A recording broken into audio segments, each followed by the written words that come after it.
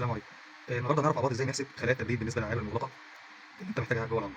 ولكن مبدئيا كده خليك يعني عندك دايما قاعده ان مفيش حاجه اسمها حسبه ثابته تنفع مع كل الناس. ده سواء بقى في تجهيزات، خلايا، شفاط، بتاع الكلام ده كله مفيش حاجه اسمها كده، لان كل واحد ليه ظروف بيئيه مختلفه عن التاني. فالمفروض ان انت بتكون انا بفهمك الثوابت ايه هي، وعلى اساسها تبدا انت تطبق على حسب الظروف البيئيه اللي عندك، زي ما وضحنا قبل كده في انك ازاي تحسب موضوع الشفاطات. النهارده هنتكلم عن موضوع الخلايا. مبدئيا كده اهم شيء ان يكون الخليه بتاعتك غير معرضه للشمس بشكل مباشر. يعني ما تجيش تقول لي والله اصل انا مش عارف، لا اعمل لها اي حاجه، تعمل تنده، تعمل لها مظله. لو الخليه اصلا في مكان اوريدي هو كده ظل يبقى تمام. اوعى الخليه تتعرض لشمس مباشره، لان ده لو حصل هو هياثر على قدرتها في التبريد. ده كده مبدئيا. طيب وبرده كذلك برده الكلام ده هو بالنسبه للشفاط عشان تحافظ عليه. طيب ازاي بقى انا احسب الخليه التبريد المناسبه ليا؟ بص يا سيدي، مبدئيا كده انا هنا هعلمك طرق مختلفه شويه عن اللي انت بتشوفها المعتاده على النت، اللي هو يقول لك اضرب في 4600 والى اخره. انا هفهمك بس الدنيا ماشيه ازاي. مبدئيا انا لازم اكون عارف دايما مساحه الهواء التكعيبيه بتاعتي، دي اللي احنا بنتكلم عليها كل مره، وهي دي مهمه جدا في كل حساباتنا، واللي هي عباره عن الطول في العرض في الارتفاع. هنا بقى لو 60 ولا 100، بس بعرف المساحه التكعيبيه بتاعتي اللي انا في المكان اللي انا هربي فيه. النقطه الثانيه ودي مهمه، لازم اكون عارف المكان اللي انا هربي فيه ده هو درجه الحراره بتوصل فيه اقصى حاجه قد ايه بالنسبه للمكان المحيط فيه، لان انا ما ينفعش يبقى انا عندي مثلا مكان درجه حرارته بتوصل ل 30 اقصى حاجه وهتعامل معاه بنفس الحسبه بتاع مثلا مكان اللي بيوصل ل 40 او ل 50. عشان كده مفيش حاجه اسمها حسبه واحده تمشي مع الكل. لازم اكون عارف درجه الحراره عندي توصل لقد ايه في المكان ده، لان طبعا انا هجهز مره واحده، فما ينفعش. لازم اعرف المكان دوت ظروفه البيئيه على مدار السنه كلها عامله ازاي. كذلك برضه درجه الرطوبه اقصى حاجه توصل لها قد ايه، لان طبعا كده خلايا التبريد مع شغلها بترفع درجه الرطوبه، فلازم ابقى عارف، لان انا ممكن في بعض الاماكن ممكن اصلا ما ينفعش اعمل فكره خلايا تبريد، لان هترفع معايا درجه الرطوبه بشكل عالي جدا، زي مثلا الاماكن اللي هي ساحليه او حد مثلا فيه يعني زي حد قريب منه بحر او بتاع او اخره. طبيعه المكان مثلا درجه الرطوبه فيه تبقى في نورمال في العادي مثلا 70 او 75، فبالتالي ده هبدا يا اما الجا معايا نظام تبريد تاني، او اني هيبقى في شويه تعديلات هنوضحها مع بعض. فدي النقطتين مهمين جدا لازم نكون عارفينهم. طيب بعد كده بقى انا محتاج ان انا اكون عارف قدره خلايا التبريد دهيت تقدر تبرد لي قد ايه لمساحه كام في خلال ساعه. ولكن الارقام اللي هنقولها دي دلوقتي بشرط ان تكون درجات الحراره المحيطه درجات متوسطه، يعني بنتكلم مثلا في حوالي 30 درجه. خلاص كده، دي اللي هيتم عليها الحساب بالنسبه للارقام اللي احنا هنوضحها دي. والنقطه الاهم برضو فكره درجه حراره الميه اللي انا بستخدمها لخلايا التبريد. الحسبه اللي هنحسب عليها دلوقتي دي المفروض تكون درجه حراره الميه تتراوح بين 25 ل 30، وهفهمك برضو ايه اللي هنعمله. ولكن مبدئيا لازم تكون فاهم ان الخلايا اللي هي سمك 5 سم دي المتر مربع منها بيغطي مساحه تتراوح ما بين 100 ل 120 متر، اللي هي مساحه ايه التكعيبيه بتاعت الهواء، اللي هو ايه اللي هو طول في عرض الارتفاع بتاع العنبر اللي انا بسكن فيه او اللي انا هشتغل فيه. فلما يكون اجواء الحراره نفسها لا تتجاوز ال 30، وعند الميه المحطوطه في الخزان بتاع الخليه درجه حرارتها ما بين 25 ل 30، ففي الحاله دي هيبقى العنبر اللي هو مساحته تتراوح ما بين 100 ل 120 متر مكعب. لو حطيت له خلايا 5 سم هينزل معايا درجه الحراره من 5 ل 8 درجه مئويه. وعلى نفس الحسبه دهيت بالنسبه للخلايا اللي هي ال 10 سم سمك، تغطي لي المتر مربع منها يغطي لي مساحه من 120 ل 160 متر مكعب، هيوصل معايا يخفض معايا من 8 ل 12 درجه مئويه. وبالنسبه للسمك اللي هو ال 15 المتر مربع منها يغطي لي مساحه من 160 ل 180 متر مكعب، تخفيض درجه حراره من 10 ل 15. بس بشرط الكلام اللي احنا قلناه كله في ظروف بيئيه اللي احنا وضحناها، ان درجه الحراره بتاعت المكان دوت الخارجيه لا تتعدى 30 درجه، زائد ان ميه الخلايا التبريد نفسها بتتراوح من 25 ل 30. طيب انا بقى دلوقتي عندي درجات حراره مختلفه، انا مثلا واحد في مكان درجه حرارته توصل ل 40 و 45. مبدئيا كده انت عرفت النهارده كل سمك من الخلايا دي بيغطي مساحه قد ايه عشان خاطر يخفض معاك درجه حراره قد ايه. طب انا ليه عرفت التفصيله دي؟ لان انا مش بكلمك على تربيه حاجه معينه بعينها، انا بكلمك مثلا تربيه طيور حيوانات ايا كان اللي انا هربيه. فانا ببدا النهارده اول حاجه اعملها عشان الحاجه اللي انا بربيها دي اولا المفروض احقق لها درجه حراره داخليه قد ايه، لان مش كل حاجه زي الثانيه الطيور زي الحيوانات، مش كل السلالات زي بعضها الى اخره. فانا بالتالي لو انا النهارده في مكان درجه حرارته مثلا 40 والحاجه اللي انا بربيها دي محتاجه مثلا درجه حراره 35، اذا انا النهارده ممكن ومساحه المكان عندي مثلا في رينج من 100 ل 120، اذا انا النهارده ممكن احتاج خلايا ل 5 سم سمك 5 سم، لان انا مثلا هخفض معايا كام 5 درجات. ولكن التفصيله دي مش هتنفع مثلا مع واحد تاني عايز ينزل بدرجه حراره اللي مثلا ل 25 هو عنده الدنيا خارجيه مثلا 40. فعشان كده انا بفهمك الصوره العامه نفسها ايه عشان تعرف بعد كده هنحسب ازاي. فخليني دلوقتي اديك بقى مثال توضيحي، وفي نفس الوقت بقول بقى دلوقتي ايه اللي انا ممكن اعمله وانا درجه حراره اعلى من 30، ايه اللي ممكن يتم. فاحنا دلوقتي هنفترض مع بعض ان احنا عندنا مكان مساحته التكعيبيه 100 متر مكعب، اللي هو طول المكان في عرضه في ارتفاعه. طيب في الحاله دي انا ممكن لو عايز المكان ده هو انزل بدرجات الحراره فيه من 5 ل 8 درجات، فانا في الحاله ديت ممكن هركب له خليه سمك 5 سم متر في متر.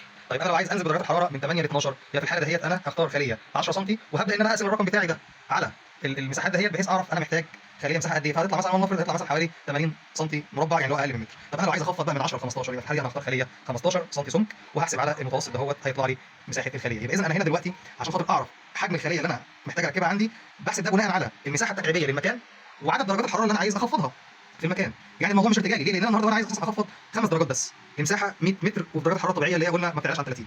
فبالتالي لو كده ركبت 15، ايه اللي هيحصل معايا؟ انا كده هوصل بمعدل منخفض عن اللي انا عايزه، وبالتالي الحراره تنزل معايا اقل من 5 خلال الساعه. طب هتيجي تقول لي انا شغالها نص ساعه بس عشان كده وصلت للخمسه، تمام. ولكن هل انت دلوقتي ضامن ان انت تظبط الدنيا دي بشكل جيد؟ ده يحتاج منك بقى متابعه يعني بشكل دايم، انت قاعد في المكان مش هتتحرك منه. فعشان كده بنقول لك خليك في المتوسطات اللي انت عايزها عشان خاطر ما تخاطرش بالنقطه دي، لان انت في حاجات ممكن تكون انت بتتعامل مع بشكل حساس، فممكن لو درجه الحراره ارتفعت بشكل كبير تاثر معاك. طيب احنا قلنا كده الحسبه دي انا وضحتها لك نوعا ما، ولكن ده في حاله بقى ايه؟ قلنا في حاله ان درجه الحراره اللي احنا المحيطه بالمكان اللي هي لا تتجاوز 30. طب لو فعلت ان انا في مكان درجه الحراره تتجاوز معايا 30 توصل مثلا 40، يبقى في الحاله دي انا هزود على المساحه اللي هتطلع لي هنا، هزود عليها 50%. او ان انا اقسم على نص الرقم دوت ايا كان الاثنين في الاخر صح. يعني انا افترض مثلا دلوقتي مساحه ال 100 متر دي وانا هركب خلايا 5 سم عشان خاطر انا عايز درجات الحراره دي بس اللي انا اقللها. انا في مكان مثلا في 40 مكان بيوصل 40 درجه مئويه وانا عايز اخفض درجات 5 درجات بس، انا عايز اوصل في الاخر ل 35 درجه مئويه او 34 درجه مئويه مثلا، وانا هختار الخليه اللي هي 5 سم. بس في الحاله دي انا مش هجيب خليه متر في متر، لا هجيبها كام؟ هجيبها هضاعف، هجيبها مثلا 2 متر في متر. ليه؟ لان انا هنا هزود 50% من اجمالي المساحه بتاع جهاز هيبقى متر ونص. تمام كده اهوت. ده في حاله درجه الحراره معايا تتخطى ال 30 درجه مئويه. طيب في درجه حراره ثانيه ممكن تبقى اعلى معايا من كده، في مكان مثلا في درجه حراره توصل معايا فيه لاعلى من 40 وانا محتاج انزل درجه الحراره ديت لمثلا ل 20، يبقى في الحاله دي فكره خليه التبريد هتبقى صعبه شويه انها توصل معاك حتى لو انت راكب في ال 15. لا في الحاله دي هتحتاج ان انت بقى يبقى يعني اساليب تبريد ثانيه مختلفه زي مثلا بقى الفريون والحاجات دي، لان هيبقى صعب ان انت توصل بخليه التبريد للدرجات دي، فرق الدرجات ده كله غير كمان انت هيفرق معاك موضوع الرطوبه بشكل كبير جدا. بتلاقي الاماكن دي درجات الرطوبه فيها ترتفع بشكل انت لا تتخيله.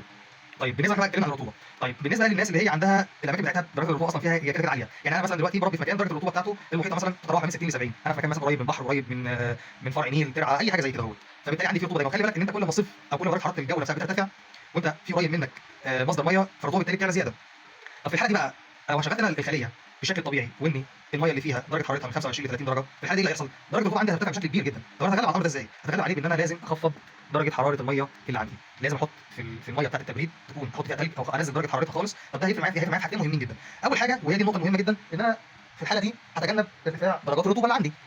ليه؟ لان انا كده كده ضمنت اني الميه بتاعه التبريد مش هتديني تاثير كبير في ارتفاع درجات الرطوبه، لان هي اصلا متبرده قوي فاحتماليه تبخيرها هتكون اقل. يبقى انا كده الى حد ما حافظت على درجه الرطوبه اللي جوه حتى تبقى زي اللي بره على الاقل مش تزيد معايا.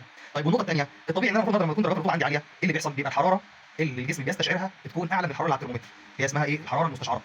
تمام كده اهوت. طيب الحراره بقى المستشعره ديت قلنا بتزيد ايه؟ بتزيد بزياده الرطوبه عن القرايه اللي هي مرئيه على الترمومتر. فبالتالي انا لما هبرد الميه بتاعت خلايا التبريد هتساعدني في ايه؟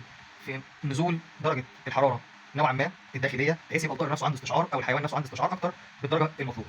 يعني عشان خاطر اقرب لك الدنيا شويه، هنفترض دلوقتي ان انا المفروض تكون درجه الرطوبه مثلا نوعا ما ولنفرض 50، فانا 50 دي عشان مثلا الطائر نفسه يشعر بدرجه الحراره اللي هي على الترمومتر. طب هي لو وصلت معايا 70 والدرجه على الترمومتر ثابته زي ما هي، هو في الحاله دي هو حاسس درجه اعلى من على الترمومتر دي، فانا لما احط انا الثلج في ميه التبريد هيقلل معايا الدنيا شويه، هيخلي الطائر نوعا ما يحس ان الدنيا قريبه شويه. اتمنى اكون قربت لك المعلومه بشكل يعني نوعا ما شبه مبسط. انا عارف ان الموضوع معقد نوعا ما، ولكن يعني انا بس كان هدفي كل ما انا عايزك تفهم الدنيا بتمشي ازاي، الحسبه بتمشي ازاي. مفيش حاجه اسمها حسبه واحده تمشي مع كل الناس، لا لازم اكون عارف الظروف اللي عندي ايه. اللي عنده مكان درجات رطوبته عاليه مش زي اللي عنده درجات رطوبه قليله، اللي عنده مكان درجه حرارته بترتفع بشكل كبير جدا مش زي اللي عنده العكس، اللي برضه في مكان درجه حرارته تكاد تكون شبه يعني الفروقات ما بين الليل والنهار بسيطه، مش زي حد لا في فروقات ضخمه ما بين الليل والنهار. اتمنى اكون نوعا ما فدتك، ولو برضه عندك اي سؤال او اي استفسار اتمنى انت تسيب كومنت، ويا رب اكون يعني فدتكم، واتمنى انتم تعملوا متابعه ولو استفدت من الفيديو ده شيروا لاي حد غيرك يستفاد منه. شكرا.